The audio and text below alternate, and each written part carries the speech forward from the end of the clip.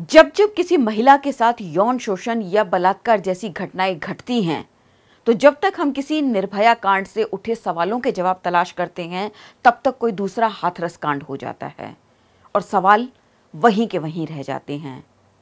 बदकिस्मती से इन सवालों के जवाब तो आज हमारे पास भी नहीं हैं, लेकिन इन सवालों ने मेरे मन को जिस तरह से झकझोरा है, उसे मैंने इन पंक्तियों के जरिए कहने की कोशिश की है।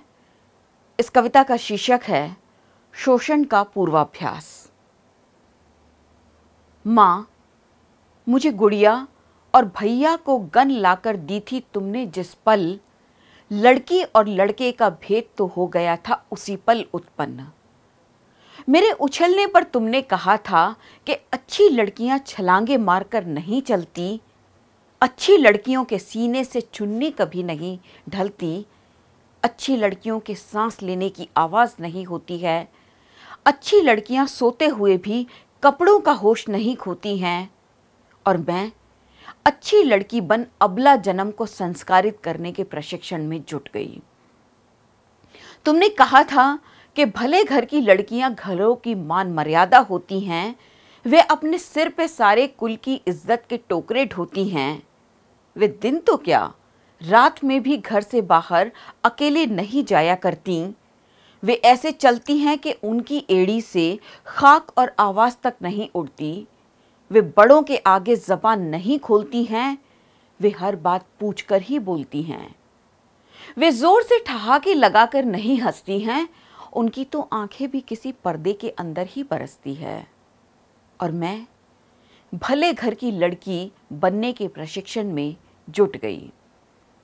तुमने कहा था कि अकेले रहने वाली लड़कियां होती हैं आवारा, तो मैंने पिछली गली में रहने वाली गुड्डी के घर जाने के लिए भी लिया था छोटे भैया की उंगली का सहारा, पर गली की नाली तक भी पार नहीं कर पाया था गोदी में उठाए बिना मेरा छोटा सा भैया बेचारा।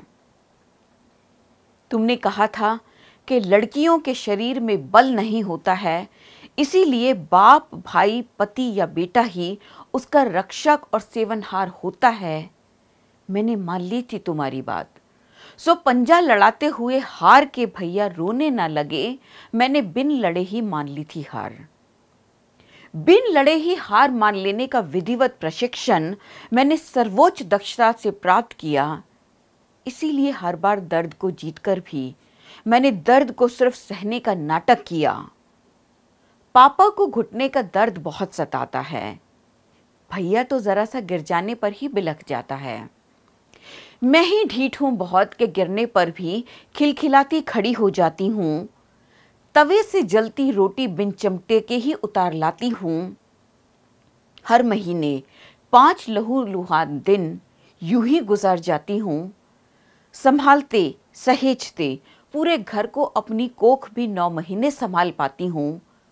खुद बिन मरे दे देती हूं जन्म किसी को, फिर भी यही हूं मानती कि शक्ति क्या होती है मैं नहीं जानती। अगर कोई बाहर छेड़े तो मुझे घर में छुप जाना चाहिए। घर में जो हुआ उसे किसी को नहीं बताना चाहिए। मेरे शरीर की रक्षा में ही छिपी है मेरे संपूर्ण अस्तित्व की सार्थकता। सारी कानून व्यवस्था, समाज, परिवार, मेरा शरीर मेरा नहीं, इन सब की है जिम्मेदारी। तुम्हारे प्रशिक्षण के बस इसी सबक में मैं हो गई माँ फेल। सो जब मेरे सीने पर हाथ रखा उस अपने ने ही, तो मैं नहीं पाई झेल।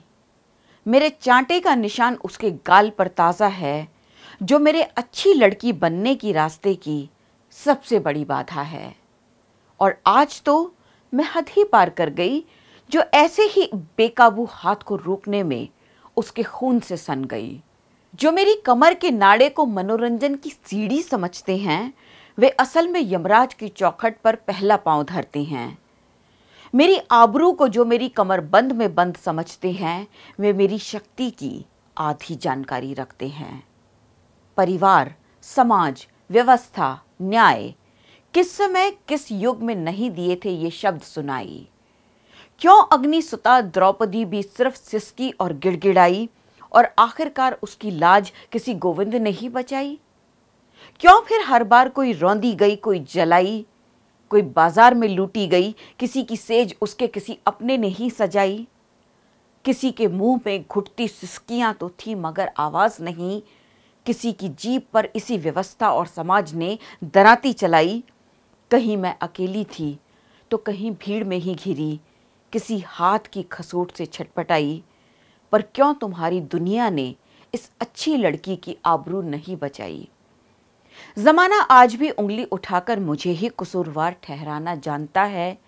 जमाने ने कल भी अग्नि परीक्षा की चिता मेरे लिए ही सजाई। हर बार मेरी चीखें मेरे कानों तक ही आकर लौट जाती हैं, पर भले घर की लड़कियां आप बीती जग को नहीं बताती हैं। सदियों से भली लड़कियां इन्हीं सीखों की बदौलत भली कहला पाती हैं। फिर आज मैं क्या करूं इन रक्त रंजित हाथों का, इन्हें किसके दामन से पोंछकर साफ करूं, या फिर इन रक्त रंजित हाथों को सजा लूं मेहंदी सा और खुद अपना इंसाफ करूं। मेरा जिस्म रौंदने के सपने देखने वाले जागना सीख जाएं, ऐसा हाहाकार करूं। कितना ही अच्छा हो कि मैं बन जाऊं बुरी लड़की और तुम्हारी अच्छी लड़की की हिफाजत की होंकार भरूं। युगों युगों तक तुम भुला ना पाओ मेरी शक्ति। नए आह्वान से, अपने सौष्ठव से, अपनी शक्ति से मैं ऐसा खड़क प्रहार करूं, जो दरातियां आज मेरी जबान पर उठती हैं उन्हीं से तुम्हारे सिरों पर वार करूं। भुला दूं वो तमाम सीखे जो कहती हैं मुझे अबला। पहचान अपनी शक्ति को, नए युग का शक्तिशाली शंखनाद करूं। नए युग का शक्तिशाली शंखनाद करूं। द वायर के और वीडियोस देखने के लिए सब्सक्राइब करें और बेल आइकन पर क्लिक करें। स्वतंत्र पत्रकारिता की आर्थिक मदद करने के लिए डिस्क्रिप्शन में दिए गए लिंक पर जाएं और अपनी राशि चुनें।